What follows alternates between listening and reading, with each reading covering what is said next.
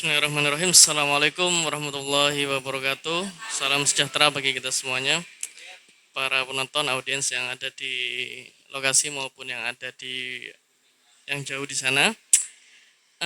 Alhamdulillah hari ini kita sudah memasuki diskusi yang ke berapa ini ya? Diskusi ke 232, yang mana pada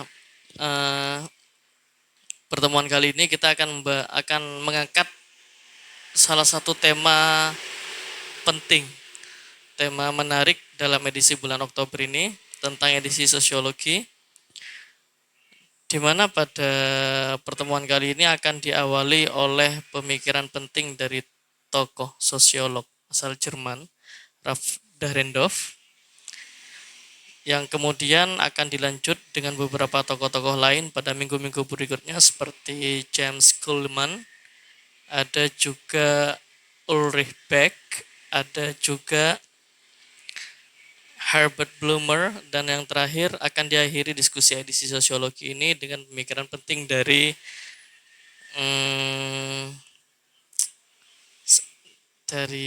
siapa ya kemarin itu ya? Oh ya, dari George Humans tentang teorinya mengenai social exchange, teori pertukaran sosial. Baik rekan-rekan sekalian, hari ini kita akan membahas salah satu gagasan penting dari tokoh yang penting pula, yang sempat menjadi orang yang sangat familiar di kalangan sosiologi, terutama dalam sosiologi konflik, yakni Ralph Gustav Dahrendorf, atau biasa kita kenal dengan Dahrendorf, atau nama panggungnya Ralph Dahrendorf. Baik rekan-rekan sekalian, sebelum kita memasuki diskusi lebih panjang tentang gagasan penting dari Dahrendorf, saya akan sedikit memberikan gambaran siapa sebenarnya Ralph Dahrendorf, agar kita lebih bisa dekat, lebih dalam sebelum kita memahami gagasan-gagasan penting darinya.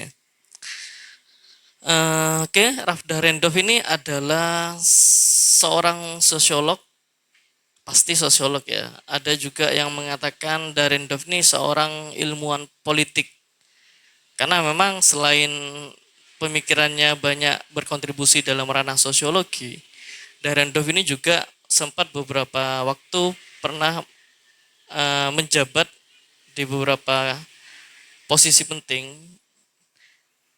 dalam dunia politik. Maka dari itu ia kemudian juga turut andil dalam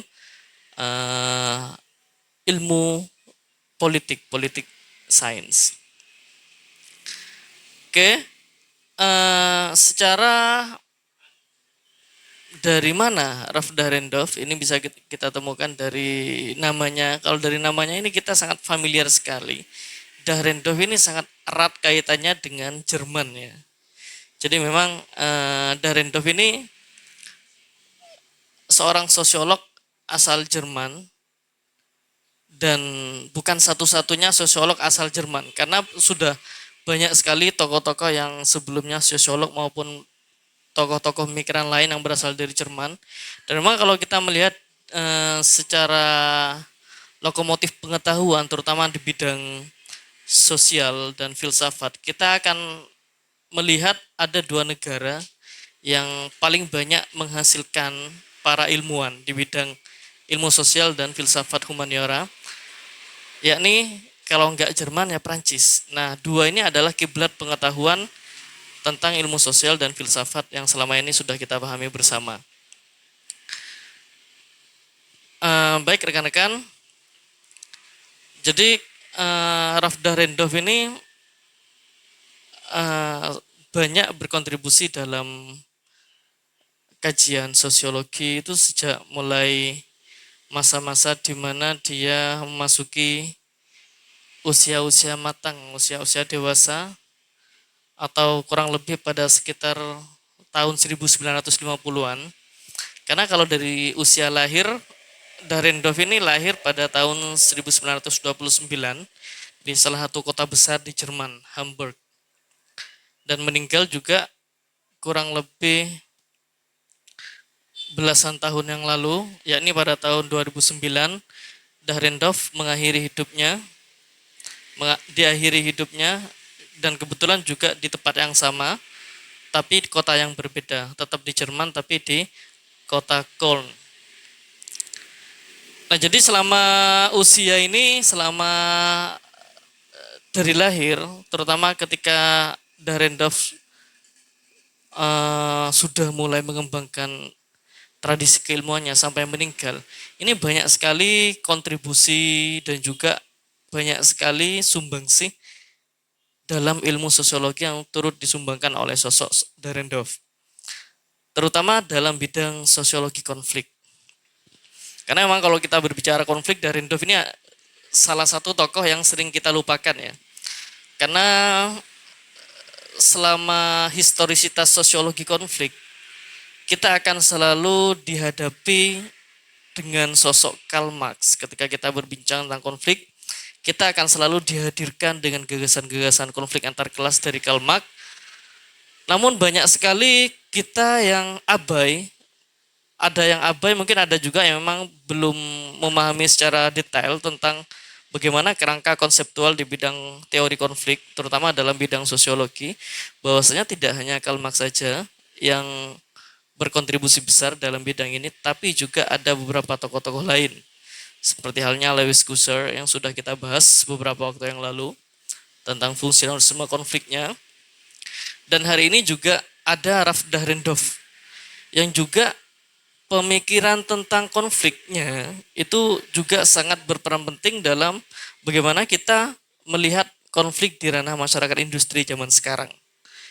Karena ini salah satu perbedaan konflik yang digagas oleh Dahrendorf dengan konflik-konflik sebelumnya. Ya, seperti yang saya katakan tadi, kita selalu dihadapi oleh pemikiran Karl Marx kalau kita membahas tentang konflik ya. Karena memang Karl Marx ini bisa disebut sebagai tokoh yang memang menginisiasi pertama kali membawa analisis konflik masyarakat itu ke dalam ranah ilmu pengetahuan. Membawa fenomena ketimpangan sosial masyarakat ke dalam ranah pengetahuan yang bisa diakses secara analisis, secara ilmuwan, baik dalam paradigma politik, ekonomi maupun sosiologi. Maka dari itu lebih dikenal Karl Marx kalau dari segi paparan teori konflik daripada tokoh-tokoh yang lain. Tapi bukan berarti tokoh-tokoh yang lain seperti Dahrendorf ini tidak berkontribusi besar.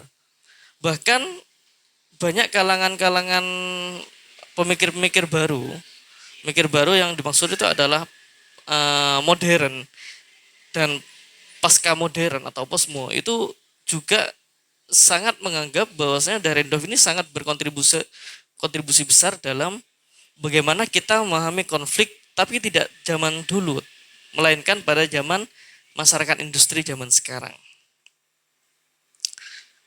Nah, itu sekilas tentang bagaimana Dahrendorf memusatkan analisisnya pada ranah konflik masyarakat.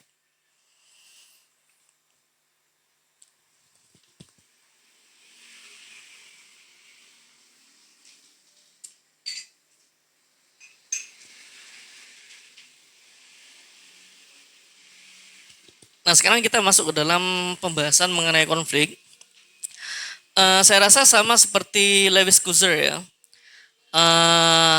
Dahrendorf ini adalah tokoh yang menganggap bahwasanya dalam konteks kehidupan sosial, konflik itu akan selalu ada dan tidak bisa dihindari. Begitu pula Lewis Gusser mengatakan demikian juga, bahwasanya dalam kehidupan kita sehari-hari, dimanapun kita berada, selagi kita masuk dalam sistem, kita berinteraksi dengan dunia sosial, konteks sosial, kita tidak akan bisa menghindari konflik. Karena ini adalah salah satu fenomena yang rentan terjadi ketika kita sudah memasuki dalam sistem sosial. Maka dari itu,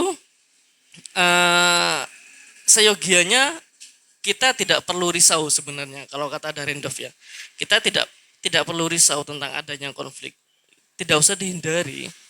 Karena kata Dahrendorf, konflik ini biarkan terjadi.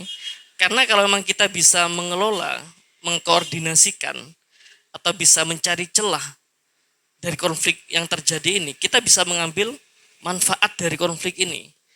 Jadi tesis ini mirip-mirip dengan tesisnya Lewis Gusser tentang fungsionalisme konflik yang menganggap bahwasanya konflik ini tidak perlu kita anggap negatif, tapi juga kita ambil sisi positifnya. Karena memang di beberapa unit kelompok sosial, konflik itu terjadi tidak untuk tidak untuk membuat kelompok sosial atau dunia sosial kita itu semakin luka, semakin terpuruk atau semakin hancur, tidak.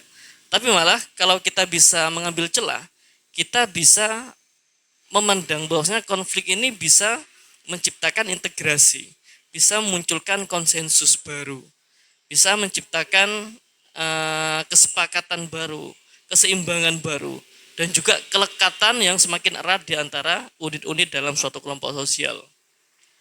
Itu salah satu positif, nilai-nilai positif yang bisa kita ambil dari pemikiran Dahrendorf mengenai positifnya adanya konflik. Jadi semakin, kalau kata Dahrendorf itu semakin konflik dikelola oleh suatu institusi, konflik ini cenderung bisa diatasi dalam artian bisa diambil sisi positifnya. Selagi itu tidak kelewat batas. Kata Dahrendorf seperti itu. Nah, jadi sebenarnya kalau kita melihat runtutan pemikiran dari Ralph Dahrendorf, sebenarnya Dahrendorf ini ingin menyatukan antara dua paradigma utama dalam ilmu sosial, ilmu sosiologi, yakni tentang fungsionalisme struktural dan teori konflik. Karena begini ya, ceritanya dulu tuh kayak gini. Dalam sejarah historisitas sosiologi, terutama ilmu sosial, salah satu paradigma yang muncul dan sangat familiar waktu itu diawali dengan paradigma fungsionalisme struktural. Waktu itu masih diawali oleh Emil Durkheim, ada Talcott Parsons, ada Spencer. Jadi dulu ilmu sosial, terutama ilmu sosiologi, sangat erat kaitannya dengan paradigma fungsionalisme struktural. Apa itu paradigma fungsionalisme struktural? Sebuah paradigma yang memandang bahwasanya semua unit dalam konteks sosial kita itu saling berkaitan satu sama lain. Dan kita akan selalu saling menyesuaikan dan menciptakan harmoni atau integrasi sosial. Ini yang dianggap menjadi paradigma penting yang pertama kali muncul dalam ilmu sosiologi. Jadi orang-orang dulu itu percaya bahwasanya kita dalam kehidupan sosial itu sangat harmonis.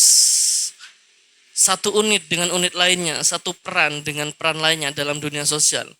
Itu sama-sama saling mendukung, sama-sama saling menyesuaikan diri. Sehingga apa? Sehingga kita tidak akan pernah mengalami gesekan-gesekan. Ini pandangan pertama yang muncul dalam ilmu sosiologi tentang fungsionalisme struktural. Begitupun orang pencetus pertama kali seperti Emil Durkheim itu juga mengatakan demikian. Nah, namun kemudian setelah beriringnya waktu pada kalau nggak salah itu pada tahun 1950-an, di situ kemudian muncul paradigma tandingan dari fungsionalisme struktural, yakni paradigma teori konflik. Nah, ini kemudian muncul menganggap bahwasanya fungsionalisme struktural itu pada dasarnya tidak paham tentang perubahan sosial. Nah, itu adalah kritikan utama kalangan-kalangan teori konflik terhadap orang-orang fungsionalisme struktural. Orang-orang fungsionalisme struktural tuh gak paham perubahan sosial. Jadi mereka selalu menganggap semuanya harmonis, antar elemen semuanya harmonis. Polisi, dokter, pekerja, buruh, kapitalis itu semuanya harmonis. Kalau kata kapitalisme struktural. Kata fungsionalisme struktural. Padahal tidak. Nah, ini adalah kritikan dan sekaligus awal munculnya teori konflik pada tahun 1950-an. Waktu itu dimulai oleh kalau nggak salah Lewis Gusser yang memandang bahwasanya sebenarnya kita juga perlu memberikan perhatian terhadap gesekan-gesekan dalam masyarakat karena semua ketika kita sudah masuk dalam sistem, kita melakukan interaksi sosial, kita sudah menjalin konsensus, itu sangat rentan kaitannya dengan apa yang disebut dengan konflik sosial. Maka dari itu ada Lewis Gusser, ada juga salah satunya ini Ralph Dahrendorf yang juga berada pada tokoh-tokoh yang menentang strukturalisme fungsional. Karena Dahrendorf juga mengatakan bahwasanya kita tidak melulu akan selalu beriringan, berjalan bebarengan, berjalan dan sama-sama memiliki integrasi sosial yang baik, tapi kita juga cenderung akan mengalami konflik.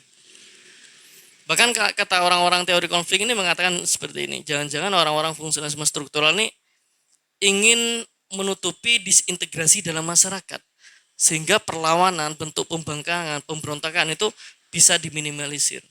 Nah, ini salah satu stigma yang dimunculkan oleh para tokoh teori konflik pada waktu itu.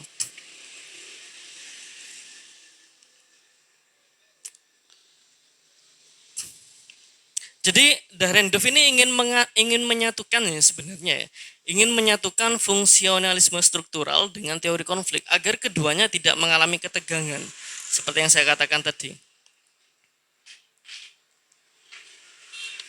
Yaitu kalau secara spesifik bagaimana Dahrendorf ini memandang fungsionalisme struktural, ini bisa dikatakan seperti Dahrendorf ini sebenarnya yang dikritik dari fungsionalisme struktural ini adalah aspek social change-nya. Jadi aspek perubahan sosial ini yang menjadi titik fokus kritikan Dahrendorf terhadap fungsionalisme struktural. Karena bagi Dahrendorf, fungsionalisme struktural itu gak paham perubahan sosial itu seperti apa. Jadi kayak semacam Dahrendorf ini mengatakan fungsionalisme struktural ini kayak semacam sudah melupakan, mengabaikan dan juga tidak terlalu memperhatikan dalam konteks perubahan sosial. Karena bagi Dahrendorf, semua unit yang saling bekerja sama, menyesuaikan, sama-sama memiliki integrasi sosial yang tinggi antar unit lainnya, itu akan lambat laun juga akan mengalami perubahan sosial. Nah, titik perubahan sosial inilah yang kemudian dilupakan oleh kalangan strukturalisme fungsional. Maka dari itu kata Dahrendorf, nah kalau kita berbicara tentang perubahan sosial, kita bukan lagi berbicara tentang kerjasama, konsensus. Tidak lagi kita berbicara tentang penyesuaian. Tidak lagi kita berbicara tentang kesepakatan, integrasi, keseimbangan, keteraturan, tidak. Tapi kita akan dihadapi oleh fenomena-fenomena yang sangat berpotensi mengalami gesekan. Karena masing-masing unit dalam konteks sosial itu sama-sama memiliki kepentingan masing-masing dan ini yang bisa menjadi pemicu kemudian ketika ada perubahan sosial.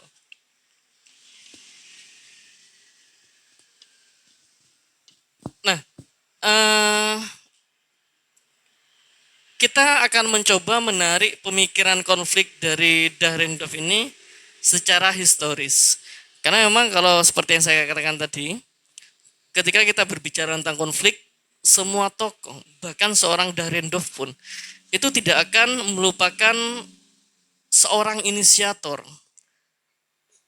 Seorang inisiator bagaimana teori konflik ini bisa masuk ke dalam ranah sains, ranah ilmu, terutama dalam ilmu sosiologi. Siapa? Karl Marx. Jadi memang Dahrendorf juga mengakui dan beberapa orang di beberapa literatur yang saya baca, Dahrendorf ini secara historisitas keilmuan berkaitan dengan konflik itu sangat banyak dipengaruhi oleh pemikiran konflik dari Karl Marx, terutama pemikiran-pemikiran konflik antar kelas, pertentangan, dominasi, dan juga alienasi itu banyak diambil dari Karl Marx.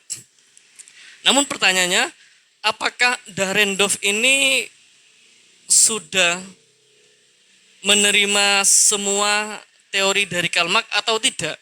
Nah, ini menjadi pertanyaan besar. Tapi kalau kita baca dari beberapa literatur yang ada, ternyata Dahrendorf ini memang menerima pemikiran konflik dari Karl Marx, tapi tidak semuanya.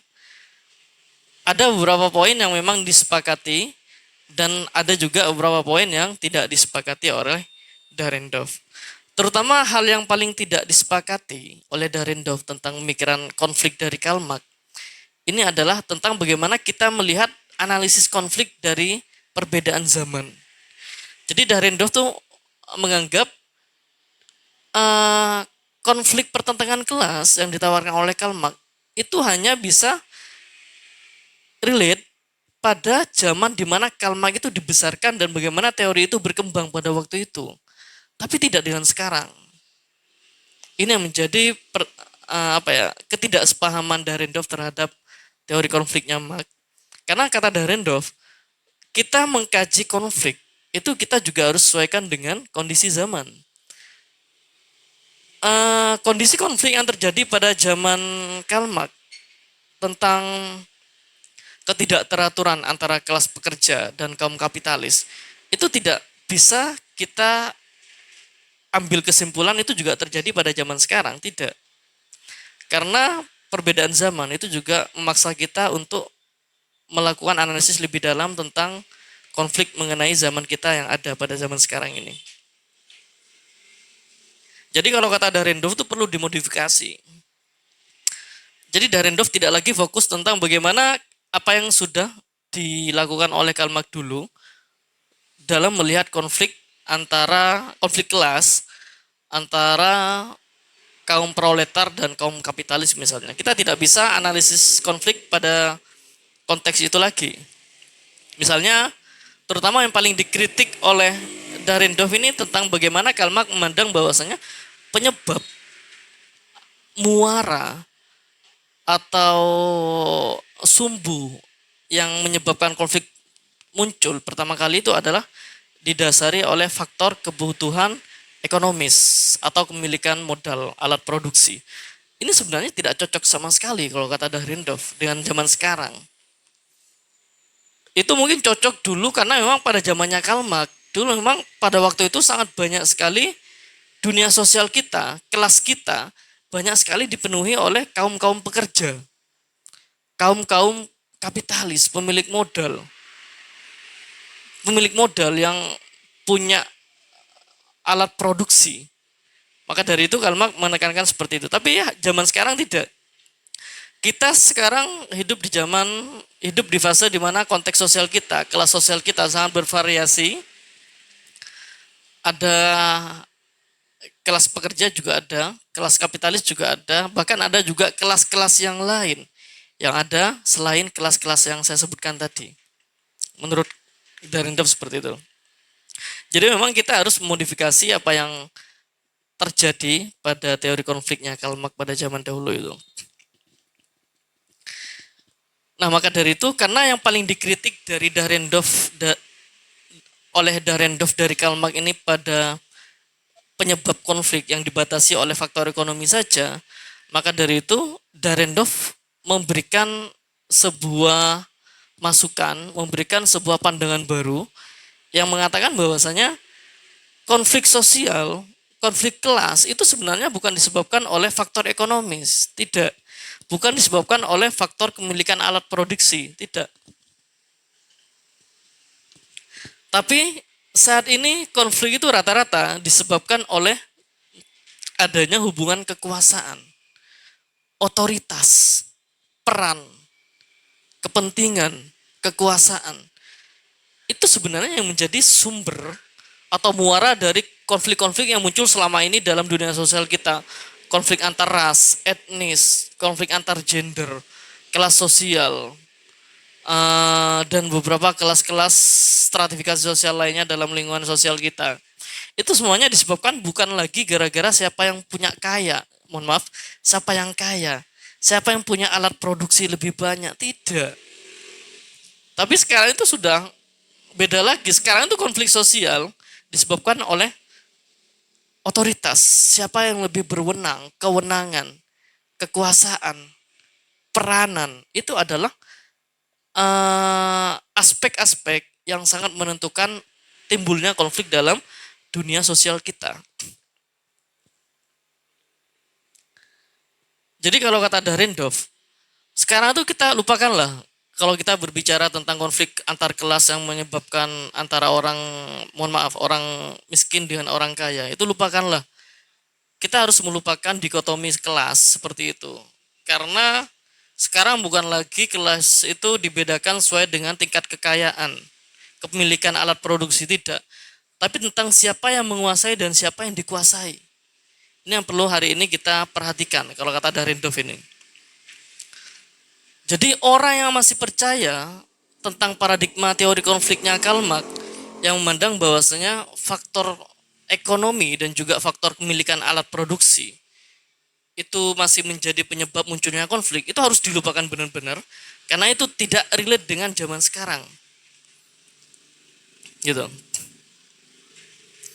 Jadi kalau hari ini konflik itu rata-rata kalau kata Darendorf ya, itu biasanya terjadi kalau kita sudah memasuki dalam sistem sosial, itu biasanya kita rentan terjadi konflik. Karena bagi Darendorf, konflik sosial itu tidak rata-rata ya, rata-rata tidak terjadi secara individual, karena itu terjadi secara di dalam sistem. Mohon maaf, yang dimaksud itu adalah secara individual tapi di luar sistem itu tidak mungkin terjadi konflik sosial. Tapi ketika seorang individual memasuki sistem sosial, ke dalam struktur sosial, ini adalah potensi terbesar adanya konflik sosial. Apalagi tidak individual ya, apalagi ini diinisiasi oleh kelompok. Ini juga rentan akan mengalami konflik sosial. Karena konflik itu bagi Darendorf akan muncul melalui jaringan-jaringan sosial. Tanpa jaringan-jaringan sosial, kita biasanya tidak akan memunculkan konflik sosial. Misalnya kita ndekem dalam gua gitu ya. Kita tidak pernah berinteraksi selama 1 abad misalnya. Itu gak mungkin ada istilah konflik sosial. Adanya konflik batin secara individual. Tapi kalau kita sudah masuk dalam sistem sosial, kita sudah mulai berinteraksi dengan teman kita, kerabat, keluarga, kolega, pacar, gebetan, cem-ceman. Itu sudah rawan gitu ya, rawan terjadi konflik sosial. Karena ketika manusia sudah berinteraksi dengan lingkungan sosial, itu secara otomatis manusia akan masuk ke dalam sistem sosial.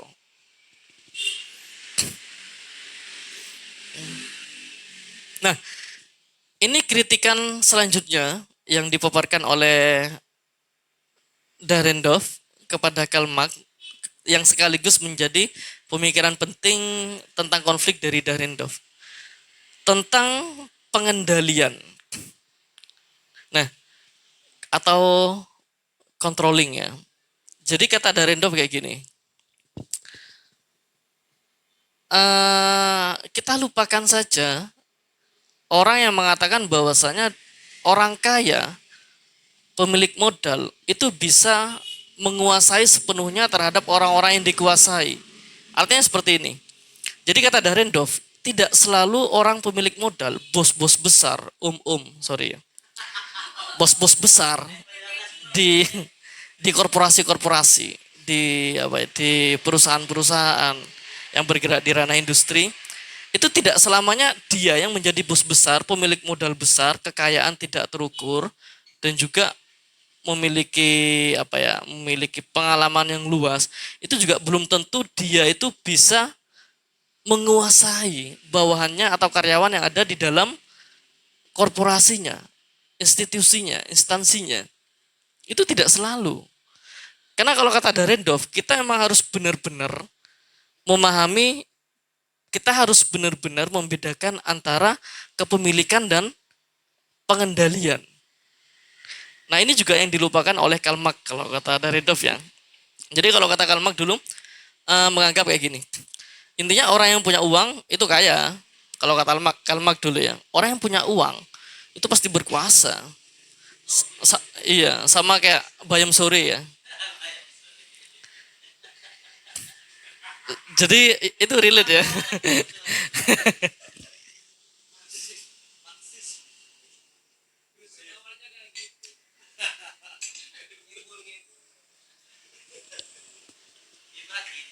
Nah, jadi kalau Kalmak yang menentukan, yang memiliki kekuasaan tertinggi itu adalah pemilik modal, orang kaya, dan juga orang yang memiliki alat produksi. Tapi kata Dahrendorf tidak. Kita juga harus membedakan bahwasanya orang-orang yang disebutkan Karl Marx tadi itu sebenarnya mereka hanya pemilik modal, orang pemilik kekuasaan, orang pemilik harta, orang pemilik alat produksi, orang yang punya, orang yang memiliki perusahaan, korporasi. Tapi kita harus membedakan bahwasanya tidak semua orang yang memiliki semua itu juga bisa mengendalikan. Nah ini yang disinggung oleh Dahrendorf dari teorinya Karl Marx.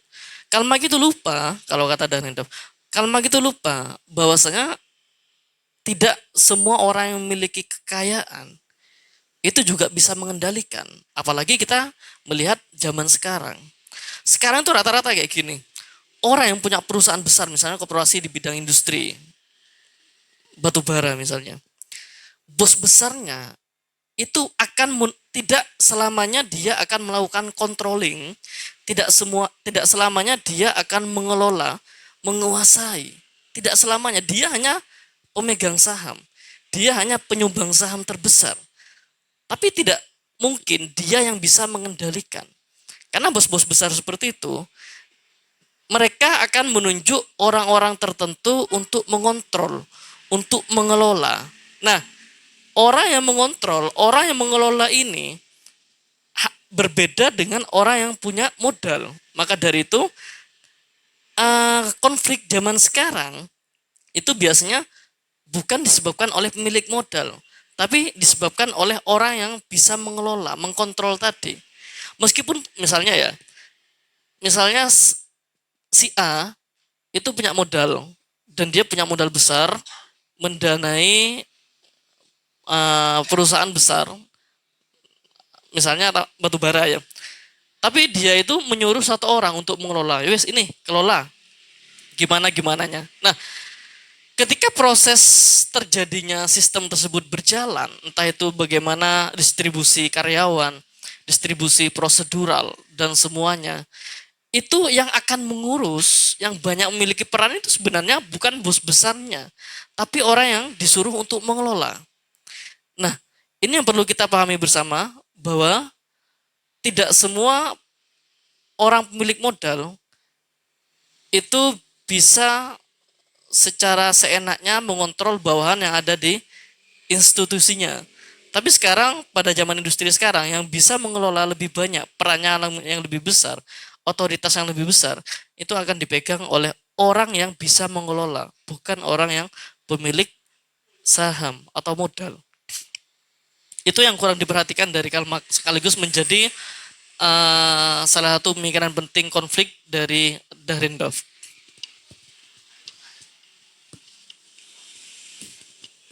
Sekarang itu kita, kalau kata Dahrendorf itu, kita hidup di zaman di mana kita bisa mengendalikan korporat-korporat, korporasi-korporasi meskipun kita tidak punya saham.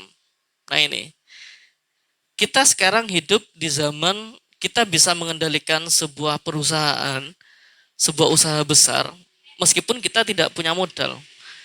Karena kita, meskipun kita tidak punya modal, tapi peran kita sebagai pengelola, kita yang bisa mengelola, mengatur semuanya, keseharian, itu sangat besar perannya daripada orang yang memiliki modal sekalipun, kalau kata Dahrendorf. Jadi percuma orang yang punya uang, punya modal kalau zaman sekarang, tapi tetap menyuruh orang untuk mengelola perusahaan yang dimilikinya. Karena perannya itu semakin terkikis. Jadi secara ringkasnya bisa dikatakan Karl Marx ini kurang memperhatikan pemisahan, batasan antara pemilikan dan pengendalian.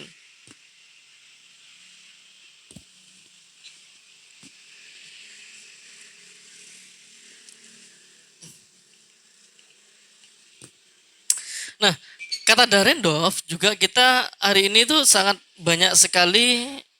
Oh ya, siap. Terima kasih ya.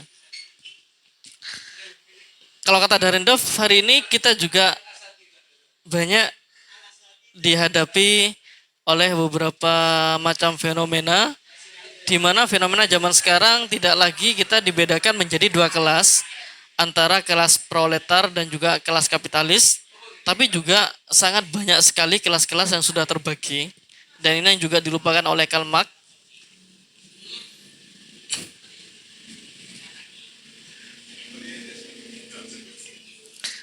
Nah, sekarang pertanyaannya, bagaimana Dahrendorf melihat masyarakat? Nah, ini pertanyaan penting sekaligus menjadi dasar bagaimana kita memandang masyarakat dari sudut pandang Dahrendorf.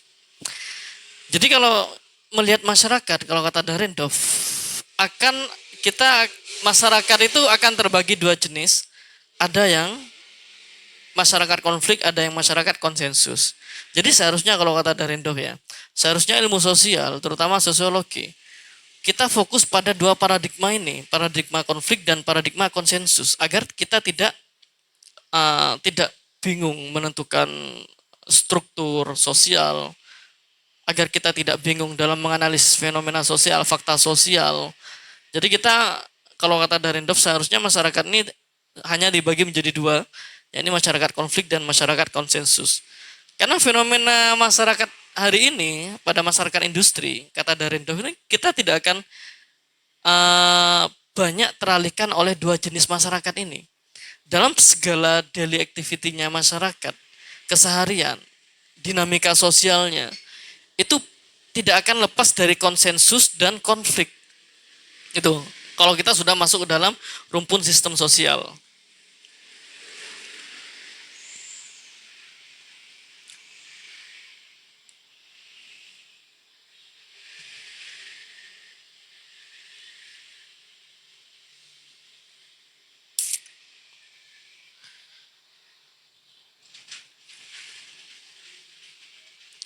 Jadi Dahrendorf ini juga punya gambaran besar terkait bagaimana kita memahami konflik. Jadi konflik ini juga bisa terjadi pada ranah otoritas, peran, kepentingan. Ini juga yang menjadi sumber munculnya konflik sosial dalam masyarakat. Jadi kalau kata Dahrendorf kayak gini, terkadang kita konflik itu akan terjadi di dalam konteks apapun dalam lingkungan sosial. Tergantung peran kita. Nah ini, otoritas kita. Ini yang saya rasa sangat menarik untuk dianalisis ya. Karena ini juga berkaitan penting dengan bagaimana kita memahami konflik dalam kehidupan sehari-hari. Jadi kata Dahrendorf kayak gini, konflik sosial masyarakat itu tidak selalu akan melekat dalam diri kita secara individual. Karena kata Dahrendorf, gak ada yang namanya individu secara individual tuh memiliki kepribadian yang otoriter. Itu sebenarnya gak ada.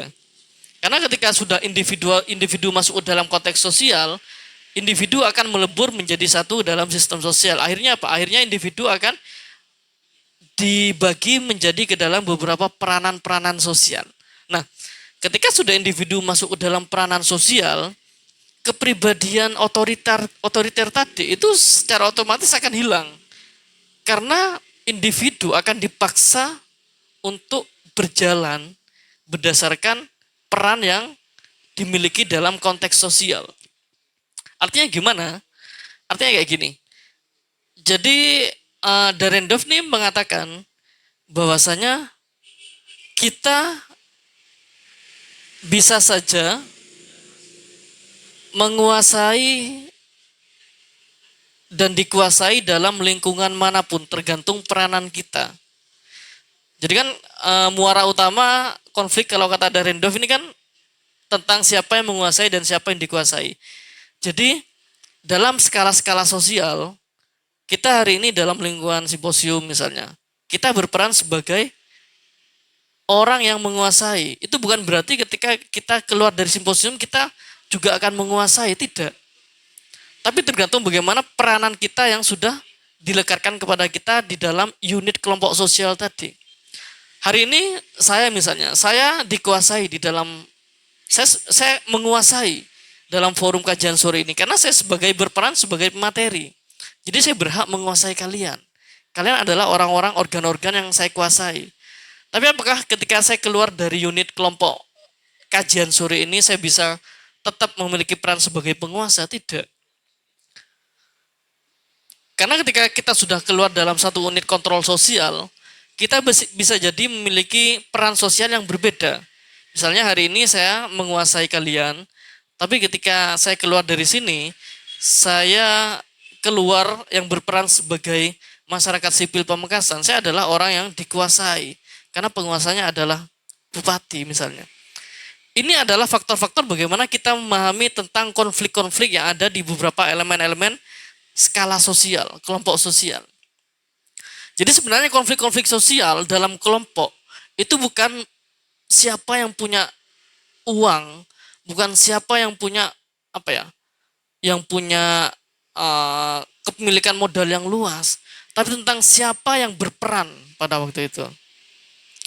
Jadi kalau yang paling, makanya ini yang menjadi kekhasan, keunikan dari teori konfliknya Dahrendorf, bahwasanya penyebab konflik itu tidak akan jauh dari peranan sosial. Kita berperan sebagai apa dalam lingkungan sosial, dan itu sangat erat kaitannya dengan menguasai atau dikuasai. Ini loh sumber konflik yang sebenarnya dalam dunia sosial. Bukan siapa yang punya uang atau tidak, bukan.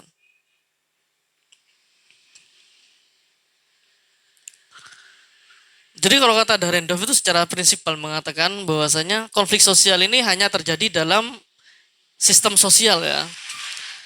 Jadi kalau selama manusia tidak berada dalam sistem sosial, itu konflik sosial tidak akan terjadi.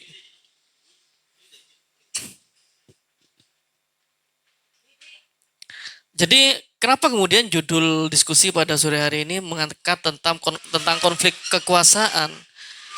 Karena konflik akan diinisiasi oleh siapa yang berkuasa dan siapa yang tidak. Dan itu ditentukan oleh peranan, otoritas.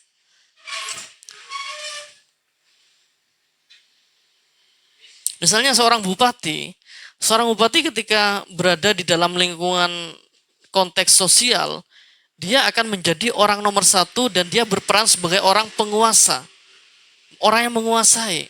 Dan kita akan menjadi orang yang dikuasai karena kita adalah masyarakat sipil Pamekasan.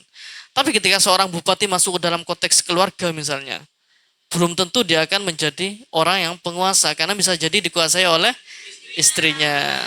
Jadi perannya beda lagi.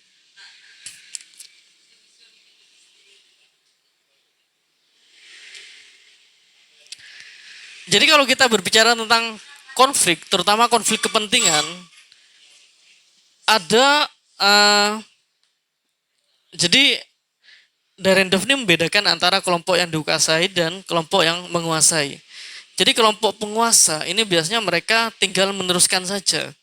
Jadi dia itu biasanya hanya meneruskan ingin mempertahankan status quo. Intinya dia ingin selalu seperti itu, memiliki peranan besar, otoritas yang tinggi dan lain sebagainya. Sebaliknya orang yang dikuasai biasanya mereka akan selalu memiliki insting untuk melakukan perubahan sosial. Ini yang analisis konflik kepentingan yang dilakukan oleh Dahrendorf dalam sistem sosial masyarakat.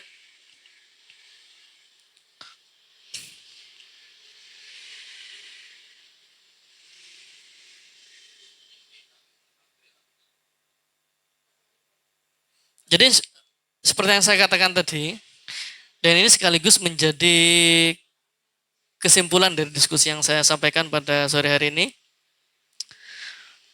Konflik dari Dahrendorf ini memiliki kekhasan sendiri, keunikan sendiri dari beberapa tokoh teori konflik lainnya seperti Karl Marx dan Lewis Kusser. Karena menurut Dahrendorf, konflik sosial yang terjadi itu biasanya dan pastinya akan berada dalam jaringan-jaringan sosial, sistem sosial. Tidak akan konflik sosial terjadi di luar sistem sosial. Dan juga Dahrendorf mengatakan sumber utama terjadinya konflik ini adalah peranan. Jadi meskipun secara individual kita memiliki kepribadian yang otoriter. Jadi kalau kata siapa ya? Kalau nggak salah kata Adorno itu, setiap manusia itu memiliki kepribadian yang otoriter. Itu gak ada kalau kata Dahrendorf. Karena kata Dahrendorf, meskipun kita pada sejak lahir, masalah ini adalah faktor genetika atau bukan. Misalnya kita memiliki kepribadian yang otoriter, keturunan dari nenek moyang kita. Tapi ketika kita sudah masuk dalam sistem sosial, kita memiliki peran sebagai orang yang dikuasai. Itu kita tidak lagi memiliki insting otoriter tadi. Karena kita akan ditekan oleh sistem. Ditekan oleh peranan. Meskipun kita pada dasarnya wataknya keras dan selalu ingin memimpin, ingin ngatur-ngatur orang, tapi ketika kita menjadi anggota dalam kelompok, kita terpaksa harus menjadi orang yang diatur-atur, orang yang dikerasin. Dan itu semuanya akan berkaitan dengan siapa yang menguasai dan siapa yang dikuasai dalam konteks apapun. Dan ketika kita berbicara peran, kata Dahrendorf, kita tidak bisa melihat peranan dalam suatu skala kelompok sosial tertentu, tapi kita juga bisa melihat peranan-peranan tersebut dalam skala kelompok yang lain. Karena peranan sosial seseorang itu berbeda sesuai dengan pengalaman-pengalaman dinamika sosialnya masing-masing. Saya rasa itu sedikit pengantar dari saya. Selanjutnya kita lakukan diskusi untuk mengetahui lebih dalam tentang konflik Dahrendorf ini.